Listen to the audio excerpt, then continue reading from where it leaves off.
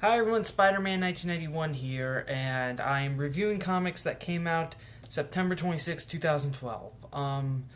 This is a late review because I thought I was going to be able to shoot it earlier today on, I was going to shoot today, Saturday, September 29th, but unfortunately this was just one of those weeks where things just kept happening, and found out I was busy for most of the day, and now it's pretty much, it's officially Sunday morning, past midnight Sunday morning, so I'm shooting it now, and I already know that my Sunday's pretty much blocked out. I think at best this is probably going to be up like maybe either late Monday evening or Monday night. So I apologize for the tardiness of this review, but after this, though, things should start to get back on track. Okay, well, I got at least 9 comics here to review, so let's kick it off with the only IDW title I get, which is a miniseries. Star Trek The Next Generation, Doctor Who, Assimilation, Issue 5. After Captain Picard pretty much keeps rejecting the Doctor's proposals that they should go help the Borg, the Doctor takes Picard into the TARDIS and shows him the future in which they do nothing and try to let the Cybermen and the Borg work out their own differences, but ultimately every single planet eventually gets conquered by the Cybermen, and Earth is pretty much the last remaining planet until it gets conquered. And so that pretty much after seeing all of this happen, Picard's just like, okay, I agree with you, Doctor, we should help the Borg. I thought this was a very great issue. It was very nice. It's always funny when someone walks into the TARDIS for the first time and they see it's always larger on the inside. So that was really fun with Picard, but also it was interesting to see sort of the planets of both the Star Trek universe and the Doctor Who universe combined, because I recognized because they referenced a number of planets, Vulcan, the Jadun homeworld, Raxacoric of Alpatorius, and the Klingon home planet. That was very nice, and also I do like the way the Doctor kind of helped sell Picard on this, not just by showing him the future, but also when he tells Picard that they should help him because basically that's what makes us better than our enemies. I mean, I thought that was a great quotation. At this point, we are pretty much past the halfway point of this miniseries, so I think you might still be able to get the first 5 issues. If not, I would say wait till the collection comes out. It's still a great series, whether you're a Star Trek fan or a Doctor Who fan. Okay, moving along. Invincible, number 95. Basically, this is the end of the flashback portion of this story arc, where we learned that Robot Man eventually became a little corrupted with his power as he started to oppress the former royal family, just as they had started to oppress every other slave and species before Robot led the revolution. And eventually Monster Girl helps the former royal family get back into power and overthrow Robot, but apparently she had an affair with one of them, and I really don't want to go into the pregnancy about how she had a kid, but because it's probably the weirdest pregnancy story I've ever read in a comic book. So you should probably check it out if you want to know about it, but it will leave you kind of like, what the hell? That will be that was my reaction to it. But basically, after the flashback ends, back in the present, Britt pretty much comes to Robot and tells him that, you know what, you know these aliens better than anyone, so I'm leaving control. So for this mission, I'm leaving control of the Guardians of the Globe to you, and that's where the issue ends. I basically think this story arc was just trying to sort of kill time until we start the story arc that involves Invincible number 100, because we're only 5 issues away from Invincible's 100th issue. That's very impressive, because this is a great series. It does deserve 100 issues. But right now, this basically feels like filler. if you're I would only recommend the story arc to fans of Robot and Monster Girl. Other than them, there's really no other reason to check it out. Okay, moving along to Marvel. Wolverine the X-Men number 17. This is just basically a one-shot story arc, one-shot story featuring Dupe. Just to sort of describe what Dupe does for the Jean Grey School of Higher Learning. I think this is nice. I'm not particularly a Dupe fan, but I enjoyed it. It's a nice little interlude in between between all the AVX tie-ins and what's going to happen right after AVX ends. This is a very nice interlude. It's a nice sort of comedic story, and if you are a fan of Dupe, then I would highly recommend this, because I had a lot of fun reading this. It had me laughing at times. Alright, now moving on from Marvel, one of my favorite books, The Amazing Spider-Man number 694. Alright, first of all, I love the cover homage they did here, sort of an homage to Spider-Man vs. Superman. But basically the plot of the issue is, it concludes the Alpha story arc where Peter Parker changes into Spider-Man so he can make it to the airport on time to say goodbye to Aunt May, but he gets stopped by a call to the Avengers, who say we have to deal with this huge bad guy, and it's Terminus. And Captain America gets Peter, says, you know what, this is a real big guy. We need Alpha to help us out. So Peter calls Alpha, and Alpha is able to come all the way from Japan by flying and super speed. And that freaks everyone out, because earlier it was established that Alpha can only use one superpower at a time, but now he can use more than one. So he's starting to get more powerful. And during the fight, though, everyone sort of notices, particularly Spider-Man, that Alpha's just fighting recklessly. He's pretty much ignoring harming civilians and stuff. He's not intentionally harming them, but he's just not really thinking about them while fighting the bad guy, and it causes a bunch of aircrafts to fall out, to start to lose power and get knocked out. So the Avengers pretty much scatter and go after particular planes. Spider-Man, he goes after the plane that has Jay and Aunt May in it. So he goes and he's able to save, and this is very impressive, but he's able to save their plane by sort of acting as the landing gear for one of the wheels, which is very impressive. It kind of reminded me of the final chapter issue where, Peter Parker for the first time sort of lifted that huge object. That kind of reminded me of that. And also right after he lands the plane, J. Jonah Jameson comes up and he actually thanks Spider-Man for saving his dad. That was pretty much like, whoa, wow, thanks. And then after the battle, when Alpha leaves and the Avengers are doing cleanup, Spider-Man says, wait, let me hold on to Terminus' power lance, because I noticed this was kind of draining Alpha's energy. So later at Horizon Labs, when Alpha comes in for testing, Peter as Spider-Man, Alpha doesn't know Spider-Man's secret identity, pretty much says that, we got a new test for you to run. So he gets Alpha in the chamber, and suddenly he figures out a way to successfully weaken Alpha. He doesn't officially depower the kid, but Alpha's powers are way, way downgraded from the way they were portrayed earlier in this issue. And so now, basically, with Alpha pretty much depowered, the reason Spider-Man did it was because, basically, as he put it, he failed the test. He was pretty much too much of a showboater. He ignored civilians, too busy fighting the bad guy, so he decides that, for now, Alpha's done. And so Alpha, who's back to being Andrew McGuire, he's sent back to live with his parents. He's sent back to Midtown High, basically to live the life of a normal teenager until they're willing to try this again. And if they do, and Spider-Man even says this, if they do try to do it again, then he's going to have to wear a mask to protect his secret identity.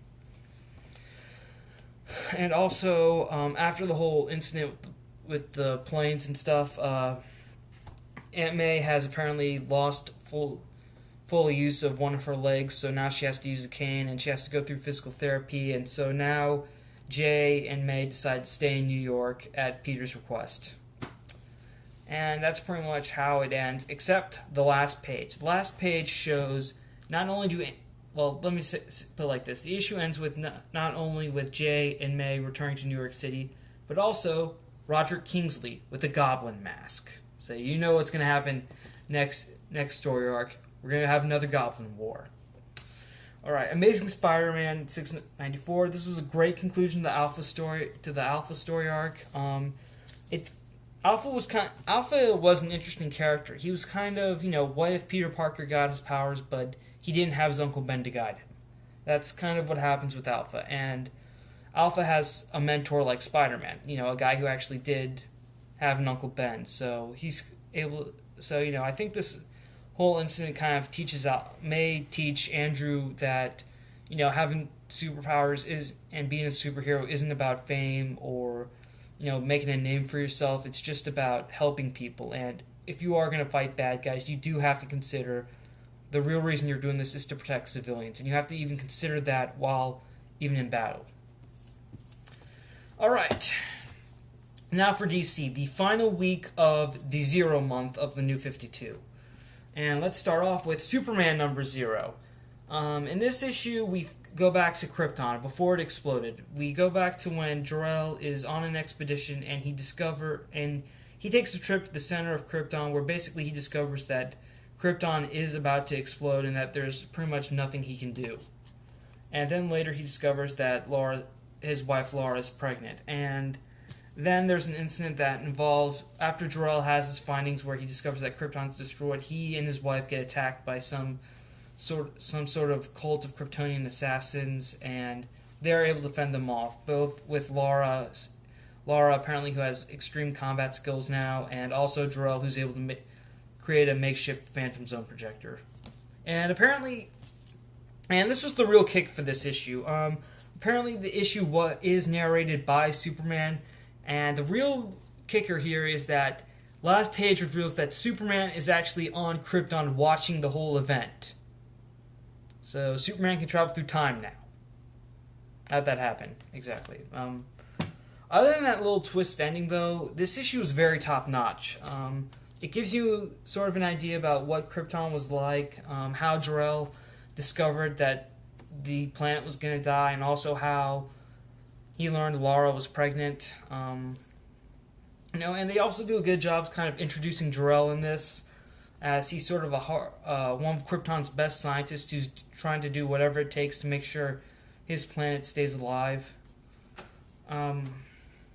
As far as what happens with Superman, I think Scott LaBelle said somewhere that this will be part of a bigger story arc he's planning. I'm not so sure, because right now I'm kind of on the fence about whether or not I want to drop Superman right now. But this issue was very nice. If you are curious about Jor-El, I would highly recommend this, because that's a good thing about these Zero issues, is that they do answer some questions we have about the hero's origins. And this really wasn't that bad. I mean, I wouldn't say it's the best, but it's okay if you want a light read. Alright, now moving along. This is a Zero issue for a series that I didn't get, but when I read the solicitation for it, I have this feeling that I should get it. It is Batman the Dark Knight number 0. In this issue, Batman confronts Bruce Wayne confronts his parents' killer, Joe Chill. Basically what happens is, shortly after his parents are killed, 8-year-old Bruce goes into Crime Alley, and he starts to, begin his search to figure out who killed his parents, and that pretty much takes up 10 years of his life. He's spending the rest of his childhood and all of his teen years up until his 18th birthday trying to solve his parents' murder. And then by the time he's 18 and graduated high school, he figures out that it's this guy, Joe Chill. And at first he kind of has these theories that Chill was hired by the mob because his father, Thomas Wayne, was not just a brilliant doctor, but also a philanthropist who did a lot for the city, and that's the reason why these guys would want him dead. But when Bruce does discover meet Joe Chill for the first time, it turns out that Chill is just a drunk. He's just a bum who wanted to basically rob the Waynes because he noticed Martha's pearls and he wanted just to get the pearls, sell them for a bottle of hooch. And Bruce is pretty enraged, and he was carrying a gun with him, which is kind of a scene that I'll get into that later. And right when it seems like Bruce would kill Chill, he doesn't.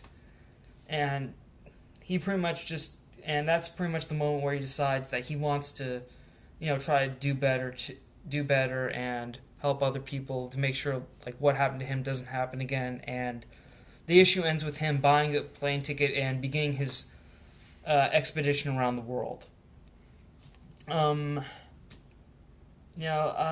gotta say though, the Joe Chill confrontation in this, it kind of mirrored the scene in Batman Begins, where Bruce Wayne's just returned to Gotham for Joe Chill's trial, and he takes a gun with him to the courthouse to kill Chill himself, but he doesn't.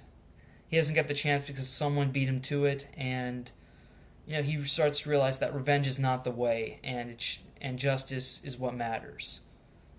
And that's kind of what happens here, except it's just him, Chill, and a gun. And when it seems like Bruce would pull the trigger, he doesn't. I think he doesn't feel like Chill is worth it. And rather than take revenge, he wants justice, and that begins his search around the world.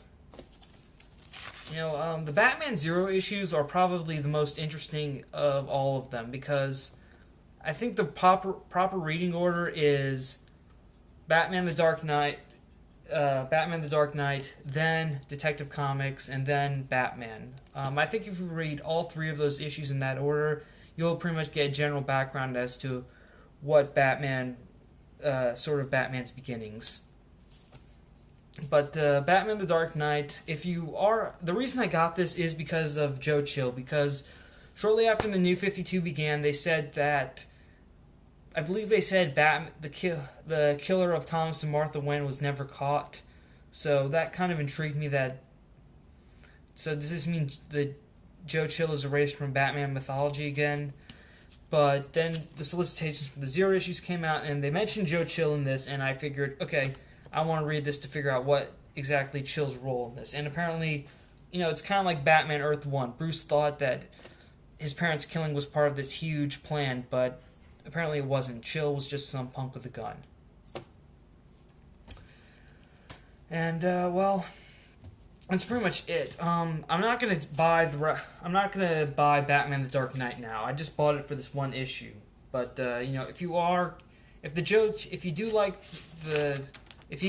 little curious about the Joe Chill influence in Batman comics, then I would read this if you want to check it out. But if you don't, then that's okay. Okay, moving right along. The Flash, number 0. Okay. Basically, they're sticking to the origin where Barry's pretty much the changes that Jeff Johns did prior to Barry's origin, prior to Flashpoint. Having his mom die, and the murder gets blamed on his dad. That's still intact, except this time, though, Barry's father is still alive in prison, and Barry is still trying to prove his father's innocence. And also, it's revealed that while his father was in prison, Barry was raised by Police Lieutenant Derry Fry. And also, we do get to sort of understand about the Flash's costume is that apparently Barry did try to make a costume out of tights and fabric, but it kept burning up each time he ran, which is sort of odd. But he figured out that he can make one out of a sleeker metal, and also whenever he comes into contact with metal, it sort of sparks because of the Speed Force energy. So you do get some insight into Barry's costume and a little bit into his dad's murder. And I know what you're going to say, but wait, he learned that Professor Zoom was his parents' killer. Well, right now, I would say Zoom's status in the DC universe right now is kind of in some sort of temporal limbo, because in Flashpoint, he said he was now officially a free point in time, but then Thomas Wayne Batman killed him. So I'm not entirely sure what happened to the Reverse Flash, though, or if he's ever going to appear again. I hope he does, because he is one of my favorite villains. The Flash origin. Well, nothing's really changed here, except that a few questions if you were curious about who raised Barry once his father was arrested. But, I mean, there's nothing really in here.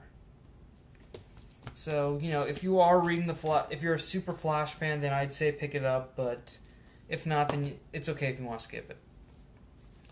Okay, now for one of the big Zero issues, I think, of this week is Teen Titans number 0. The origin of Tim Drake is finally revealed.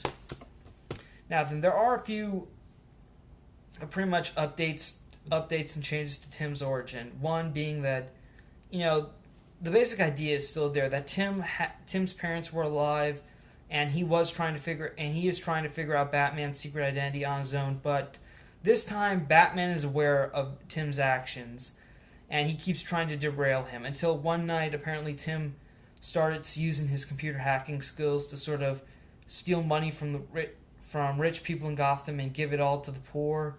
But unfortunately, one night he steals money from the Penguin, and when that happens, Penguin is able to trace this back to Tim Drake, and so he sends a bunch of thugs to Tim's house, but fortunately, Batman arrives and takes them all out. But after this, though, apparently Tim's parents went to witness protection, and because their son is truly amazing, because they do say that at the start of this, Tim Drake is like a 5-star athlete, ace student.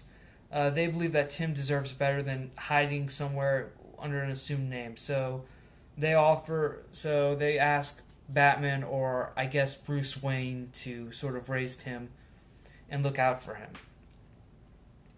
And of course, at that point, Tim agrees and decides to go with Batman, and so he says goodbye to his parents and then moves into Wayne Manor. And Tim isn't Robin in this. He isn't. When he moves into the Wayne Manor in the Batcave and Batman gets ready to take him out for crime fighting, when Alfred offers the Robin costume, Tim refuses because he believes that was Jason's costume and he shouldn't wear it. So Tim decides to go by Red Robin, and basically his first Robin costume was the post-Infinite Crisis suit that Tim wore. The Robin costume that Tim wore after Infinite Crisis, the one with more red and black in it. And that was how Tim became Red Robin. I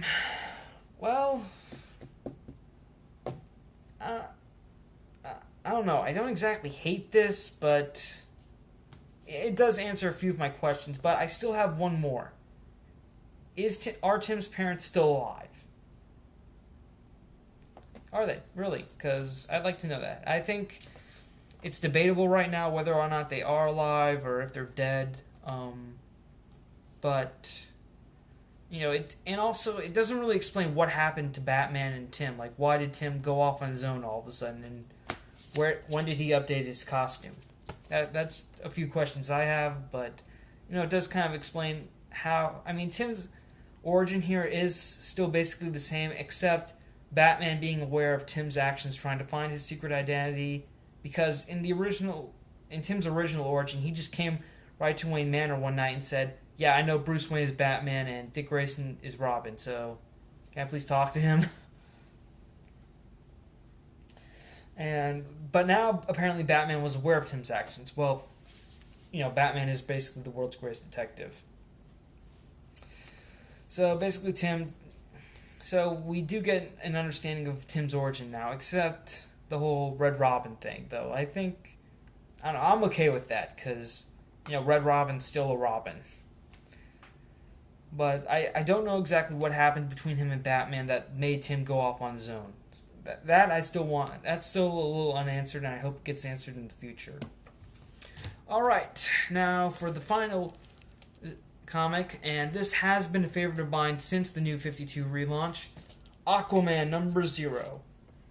Alright, this issue takes place right after his father's death. After his father is killed, and Arthur basically goes off into the ocean at the request of his father to go find Atlantis and to find his mother, and to deliver a message that he still loves her. Arthur's dad loves his mom. That's the message. So Arthur eventually goes into the ocean, and instead of finding Atlantis, his search leads him to apparently an Atlantean who's living on land, and his name is Volko, and he was once Arthur's mother's royal advisor. And when Arthur meets Volko, he tells him that, your mom is was the queen of Atlantis. Unfortunately, though, after she met your father and you were born, and they made her return to Atlantis, she was pretty much married to she was pretty much put in an arranged marriage, and she had another son named Orm, his half brother. But unfortunately, though, his mother was murdered, and now apparently Orm is the king of Atlantis. So then Volko tells Arthur that, now that I know you're alive, you can take back the throne because you're the one true king, because you're your mother's firstborn son.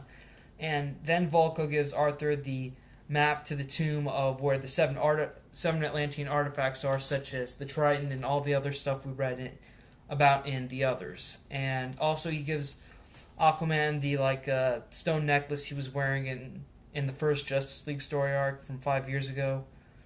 And basically the issue ends with Volko finally taking Arthur to where Atlantis is.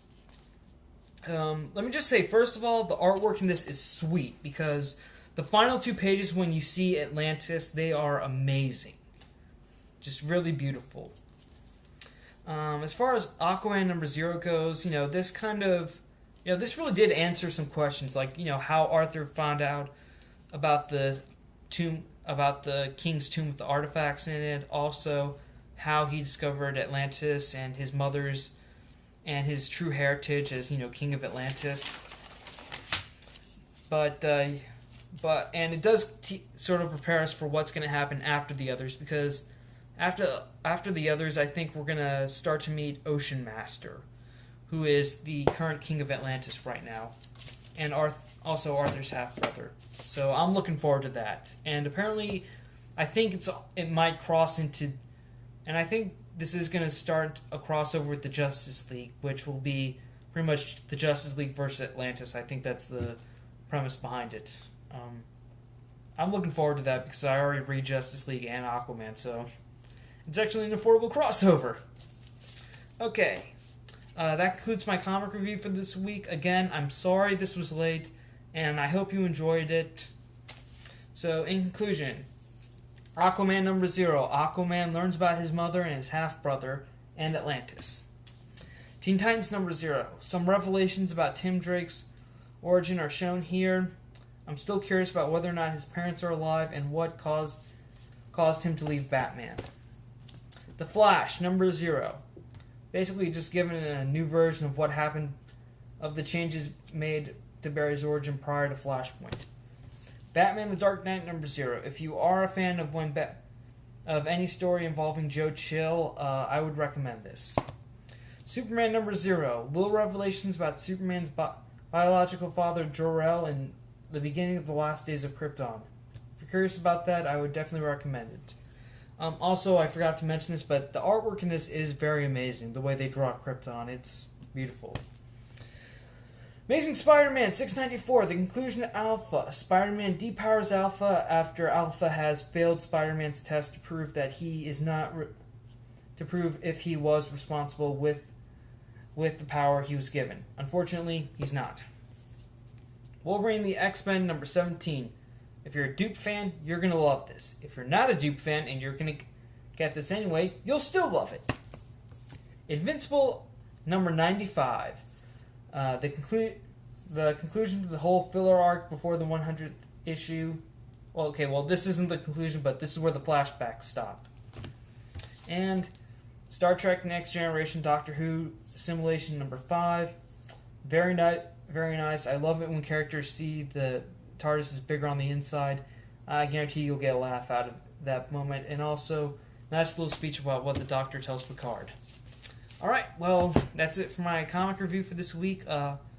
Sorry it was late. I hope you enjoyed this. Thank you for watching, and thank you for subscribing if you're going to do that. Also, click the thumbs up if you like this video. That's all I have to say. SpiderMan 1991 saying see you later.